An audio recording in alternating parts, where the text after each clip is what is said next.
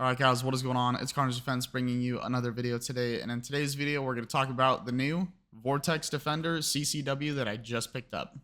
And obviously I know this optic didn't just come out, it's been out for a little while, but I did finally pick it up and I wanted to unbox it and show you guys what's actually inside of it.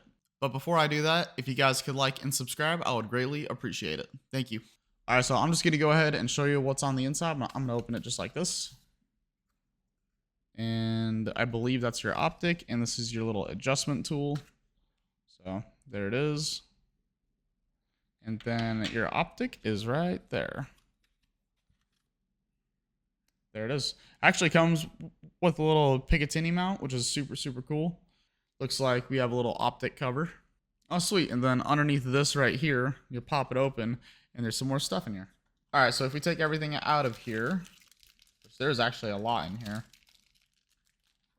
It's like a ton of screws. There are 6 baggies of screws, and I really like that Vortex goes ahead and labels it for you. So if you can see, I don't know if you can see that, but Vortex goes ahead and labels it for you. So 6 to 40 for use with FN 509, and then it tells you the screw length. So that's super cool. All of the baggies are like that. So this one's for Canic, SIG P320, and CZ P10. This one's for the SIG P365 XL, which might work on mine. Smith & Wesson 2.0, HK VP9, Springfield Hellcat, and Glock MOS. So that's actually really cool that they do that. They also include a shim plate for if you're going to be zeroing it within 15 yards. For use to angle the optic slightly to gain elevation when zeroing at less than 15 yards. So basically in it, you get the optic, which is right here. The Picatinny mount, which is super cool, optic cover, the key to adjust the elevation and windage and all that. You get the little spacer, and then you get 6 baggies of screws that you get for the optic. I think overall, for the price that I got this for, that's a really good price. So my game plan for this optic is to put on the SIG P365X macro comp, and this is going to be my wife's gun. So we're going to go ahead, mount that up, and see how it looks afterwards. All right, so I just got done installing it, and just so you guys know, firearm's empty. So I just got done installing it, and that's what she looks like. So I'm kind of a little iffy on the texture on the front of it. That is a little odd, but from what I can tell, it is a nice dot. It is a red dot. It's very nice. I will say the battery cover is a little odd. On the tool, there's a little plus, and it's probably hard to see, but there's a little plus. And the battery cover is a plus. There you go, right there. And instead of it being like a Torx screw like every other battery cover, they use this little weird plus, and you have to line it up just right. And I'm a little iffy on it. I'm not a big fan of it. I'm sure they do that for a reason, but I would have preferred a Torx instead. It was a little easier, less trying to figure out how to take it off without scratching it up. And I did, but it is what it is. So I will say, overall, that optic looks super nice. Now, this is the 3 MOA version. I did not want the 6 MOA version. I do have a 6 MOA Holosun green dot, and while I do like it, I like the smaller MOA versions because it's a little bit more accurate at farther distance. It doesn't cover up as much of the target. Granted, we're only talking about, 6 inches at 100 yards, but that's a pretty decent amount. So I'm going to from here on out stick with 2 to 3 MOA if I can. 6 MOA is great. You can find it very quickly. It's 100% very good. I would say within 25 yards, but I want to shoot a little bit more accurately, so I'm going to stick with the smaller MOA dots. But this one here, this one's perfect. This is a 3 MOA. I haven't shot it yet. Obviously, I just put it on. It's a very clear glass. It's got a bright red dot. It's exactly what you would want. Now, I did get this optic at Scheels, but Scheels priced match Bass Pro Shop's price. Bass Pro Shop is selling this optic for $212 at the time of this recording. And with that said, Holosun is also running a sale right now as well. So if you're looking for a red dot or green dot, now would probably be the time to pick one up. Check out Bass Pro Shop's website. They typically have really good deals, and if any of your local gun stores price match, have them price match that. That's what Shields did here. I picked up this optic for 212 bucks. Definitely worth it. And honestly, I am really amazed with how many things this came with. I mean, I can't think of a lot of red dots these days that come with a little Picatinny mount, come with a cover, a metal tool, and not polymer. This is metal, and like 6 bags of screws, and just it's a really good kit for the price. You can't go wrong. The only thing that I wish, and this is my only thing that if Vortex were to ever watch this, this is what I would ask of them. Can you please make a green dot? Red dots are cool and all. I really like green.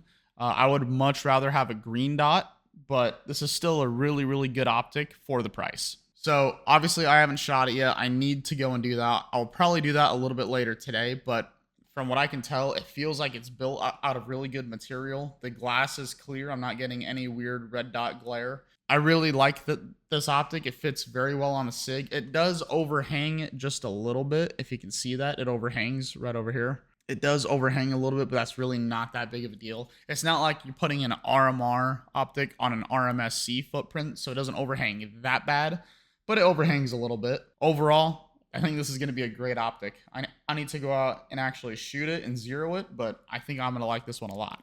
So one of the reasons why I picked up this optic now and not a year ago is because this optic now has a 10-minute shutoff time versus the generation before this one had a 14-hour shutoff time. So basically, that means that the optic would never turn off on the first generation. This one now turns off in 10 minutes. So I really like this quite a bit more just because it's not a constant on red dot. I think that they did a really good job by updating that because that was one of the big things a lot of people did not like. So I definitely think Vortex made a move in the right direction with that. So that's another reason why I picked up this optic. Plus the fact, it was a great price. Now, with that said, I have one more thing to put on this gun, and that's the Streamlight TLR7X. This is basically replacing the Streamlight TLR7A. So instead of it being a non-rechargeable battery, this one is rechargeable. So we're going to go ahead and open this. I'm going to throw it on the SIG. All right, and there you go. I now have the Streamlight TLR7X on the gun. So went from completely bone stock to now it has a red dot and a flashlight. So now you have my gun and my wife's gun.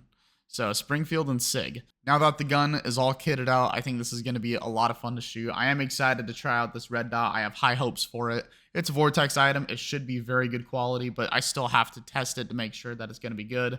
If you guys want to know the stats on it, I'll show you the box real quick. So right there is all of your information. You can go ahead and pause the screen if you want to take a look. But yeah, that pretty much concludes today's video.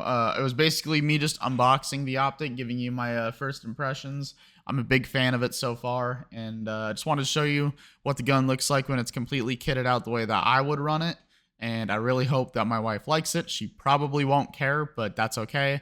You can't say that I didn't try. So I will be doing a different video on how the optic performed at the gun range, so keep your eye out for that one. That will most likely be the next video. I am super excited to see how this optic performs. So I'll tell you guys the reason why I went ahead and picked up the Vortex Defender CCW over other optics. And technically I did buy another optic, so I didn't prioritize this one more than others.